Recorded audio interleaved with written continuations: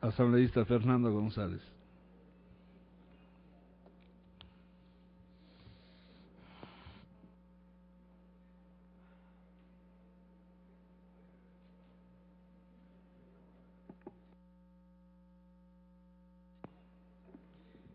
Gracias, señor presidente.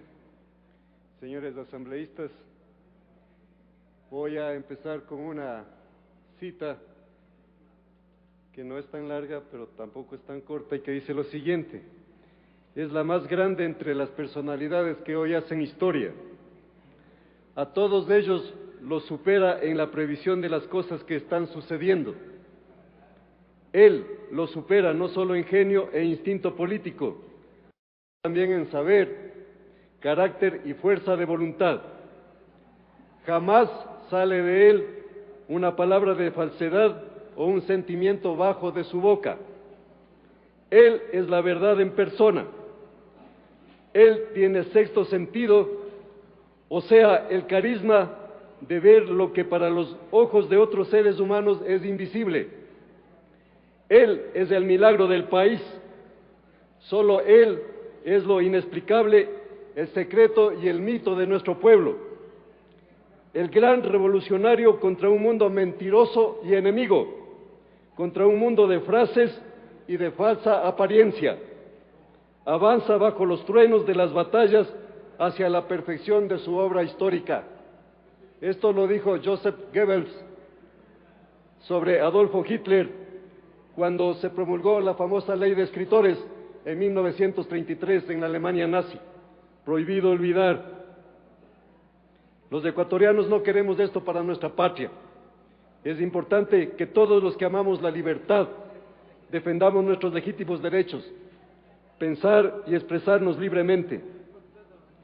Durante décadas, señor presidente, se había cuestionado el trabajo de varios medios de comunicación, algunos de ellos cometiendo excesos, siendo seriamente cuestionadas.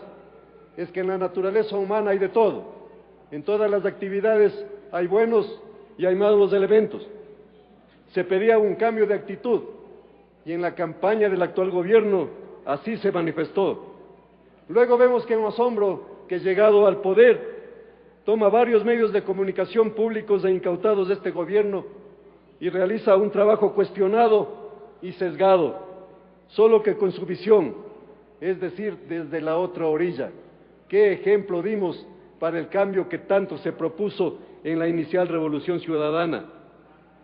Se plantea entonces, por ejemplo, la revisión de la asignación de las frecuencias para que haya una distribución equitativa, se dice, entre medios públicos, comunitarios y privados, lo cual puede ser adecuado, lo cual puede ser pertinente. El problema radica en que esta propuesta de ley no existe ninguna disposición para que los medios públicos sean estatales, no gubernamentales, es decir, estén al servicio de los ciudadanos, capacitándolos con ética y en conocimientos, y no del gobierno de turno. Y los comunitarios, ¿cómo se los va a distribuir? ¿Bajo qué parámetros? ¿Cómo se lo va a hacer? ¿O será que se le va a entregar simplemente a los que se portan bien, a las entidades que se portan bien, que no dicen nada en contra del régimen, se les entregará de acuerdo a lo que un funcionario de turno determine? Es decir, una concentración de poder de las personas que simplemente están de acuerdo con el régimen, con el criterio de que el país se mejora, con la teoría del coscacho y del amedrentamiento. Esta ley, por supuesto, no podía ser la excepción, ya que sus contenidos son punitivos y sancionatorios, que lo que pretenden es limitar o anular la libre expresión y la opinión crítica. Solo un ejemplo para esto. Esto se lo hará a través de un Consejo de Regulación claramente dependiente del Ejecutivo, el cual además podrá interpretar la ley vía reglamento, porque es en este régimen donde los reglamentos tienen más valor que la Constitución y que las leyes. Saben con las encuestas que los ciudadanos no están de acuerdo con esta posibilidad de sanción y control de los medios, y por lo tanto resuelven entonces cambiar de estrategia. La progresiva pérdida de derechos ahora lo ponen una parte en la ley antimonopolio, otros en el Código Penal y otros en la Ley de Telecomunicaciones, quedando entonces la Ley de Comunicación solo como el apéndice de este proyecto, pero que tiene que ser aprobado, ya que el gobierno no puede quedarse sin este trofeo. ¿Se dan cuenta entonces que quedan sueltas las redes sociales? Ahora de enorme poder en la generación de opinión pública. Son 2.3 millones de cuentas de Facebook en el Ecuador, 2.3 millones de cuentas. Esto quiere decir el 18% de la población y el 25% de los votantes. ¿Se dan cuenta de la importancia de estas redes? Es que en estas los ciudadanos pueden difundir mensajes sin limitaciones y si lo quieren hacer desde el anonimato, lo que permite un gran escrutinio público del poder gubernamental del momento. Entonces se decide restringir este tipo de libertades y se propone un control para que ningún cabo quede suelto.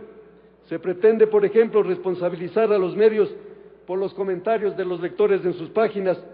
No se definen cuáles son los medios audiovisuales y, por supuesto, no existen parámetros en la propuesta para conocer cómo aplicarán las diferentes regulaciones.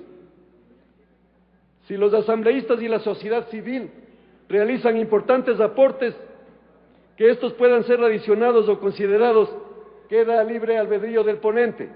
Y no lo digo en este caso por el doctor Mauro Andino, lo digo en general porque todas las leyes son hechas en esta forma, porque así lo dice la Ley Orgánica de la Función Legislativa. Por eso es tan importante atrevernos a votar para cambiar esa ley.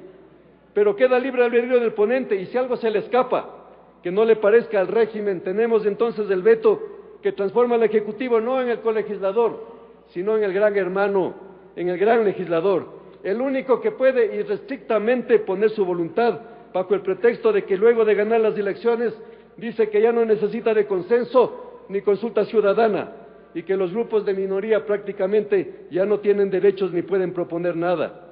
Se pretende también censurar los contenidos de la programación. Quedaremos entonces en manos de 3 personas que nos indicarán lo que podemos ver y lo que no podemos ver, de acuerdo a su criterio. Tesis del medioevo, por supuesto. Se penaliza el desacato, contrariamente a lo establecido en la Constitución y corrientes mundiales de opinión, nuevos Torquemadas del siglo XXI. Nunca una ley será buena por su voluminoso contenido, sino por su calidad y porque luego pueda ser aplicable en irrestricto respeto a los derechos de los ciudadanos establecidos en una Constitución garantista y de derecho que la aprobamos casi 5 millones de ecuatorianos, Constitución que ahora pasa a ser una entelequia ante el abuso de poder ejecutivo que tiene bajo su zapato toda la institucionalidad del Estado. Si en los medios de comunicación privados los socios mayoritarios tienen que vender sus acciones, o caso contrario los otros negocios porque así lo dispone la ley de poder del mercado, la misma norma debería extenderse entonces para gerentes, editores y administradores de medios públicos. Caso contrario, habrá excesos y gravísimos conflictos de intereses.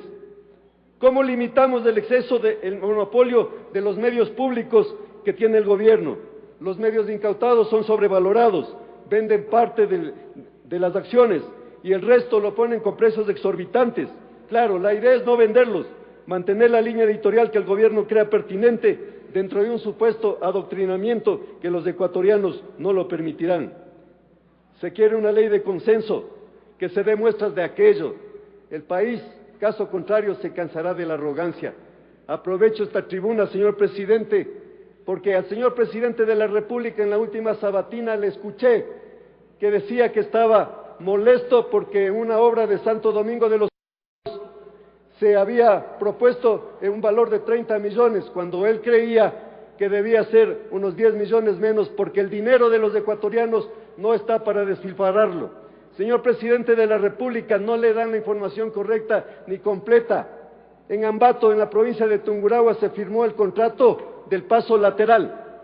Este contrato del paso lateral para la estabilización de taludes, que tuvo un primer contrato de $720,000 al inicio de este gobierno, y que no fue realizado por este gobierno, sino por el anterior. Se entregó los recursos por medio de este gobierno.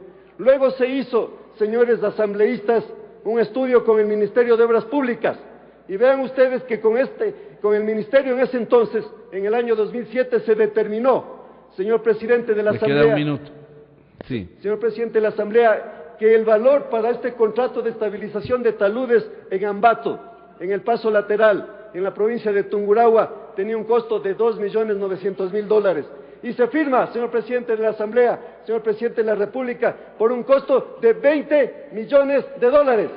$20 millones acaba de firmar el contrato el gobierno nacional. Ojalá el señor presidente de la República haga una investigación profunda y se dé cuenta de lo que está pasando, porque, señores asambleístas, el paso lateral de Ambato, los 22 kilómetros, costaron $21 millones, señor presidente de la Asamblea. Gracias.